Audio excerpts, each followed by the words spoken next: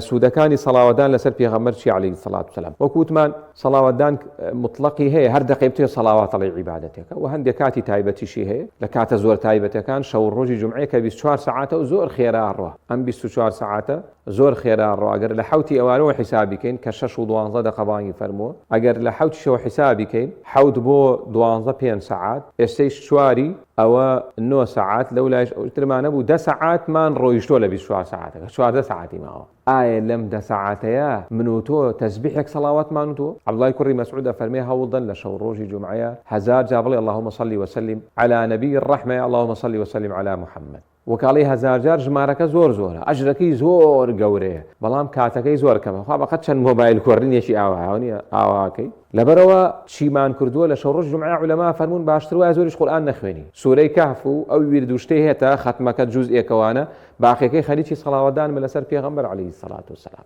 نوێژی زۆر مەکە لە شەو ڕۆژ جومعە فەرزەکان و شەو نوێژەکە و تەراویحەکە و ئەو سونەتانەی تر کردوتە دانیشە سەڵاوەت بڵێ لەسەر پێغەمبەر عليه الصلاة والسلام و کەسێک بەتەما بێ وەفاداری هەبێ بۆ پێغەمبەر عليه الصلاة والسلام بەتەما بێ گەورە و شکۆدار بێ لە دنیا و لە قیامەتدا چونکە بەڕێزەکان گەورەترین مرۆڤ لەسەر زەویە لە لای خوای پەروەردگار رسول الله صلى الله عليه وسلم محمد المصطفى الرحمن بقرباني به